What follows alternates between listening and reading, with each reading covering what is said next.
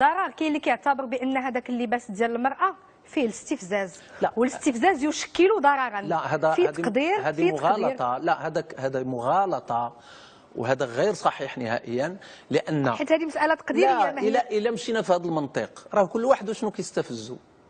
غادي يجي واحد اخر يقول لك انا النقاب كيستفزني، غيجي واحد يقول لك اللحيه كتستفزني، اذا خص الاخر يحسن وجهه.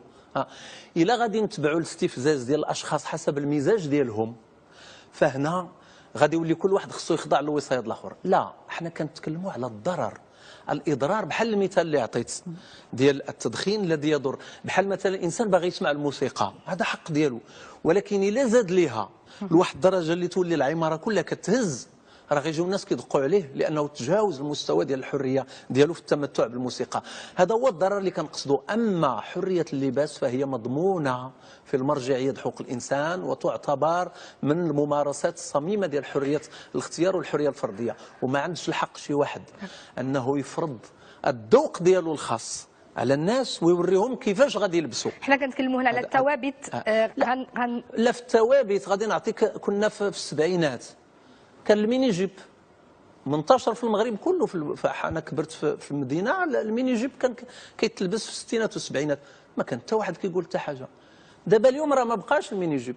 ما نساوش انه من 2011 الان ظهرت واحد الموجه في عدد من البلدان ديال محاوله الهيمنه في الفضاء العام باسم الدين.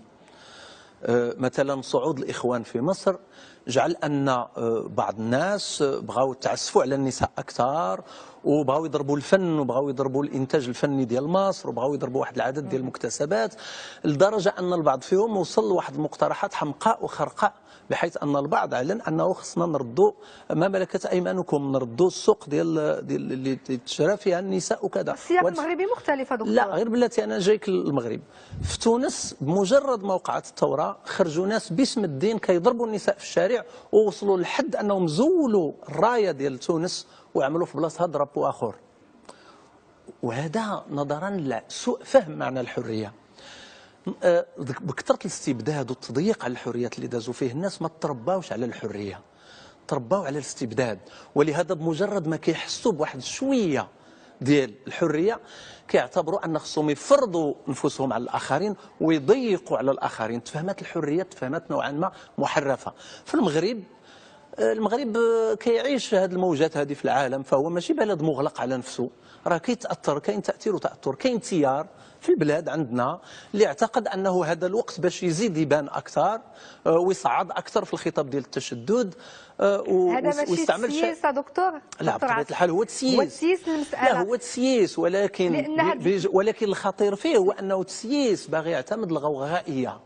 القواعد ديال التواجد في الفضاء العام ما كيحددهاش شي حد وفق المزاج الديني او العاطفه الشخصيه او المنطق الفردي، وانما كتحدد في القوانين. في القوانين ما كاينش اللي كيحدد لنا اللبسه كيفاش خصها تكون. الاخلال بالحياء العام، وهذه مساله تقديريه. الاخلال بالحياء العام هو العري المجرم. لا، هذا تطرف، هذا تشدد، هذا انسان مريض اللي كيشوف مراه لابسه صايه وكيعتبرها ما لابساش. هذا انسان خصو يتعالج، خصو يمشي للمصحه النفسيه ويجلس عند الطبيب حتى يخرج عادي، لانه ماشي نورمال. اللباس حر، والقواعد ديال التواجد في الفضاء العام كتمنع العري. ما تخرجش شي عريان. راه في السويد اللي فيها درجه عليا ديال الحريه راه اللي خرج عريان غيشدوا البوليس، ممنوع العري. ولكن اللباس نسبي كيختلف.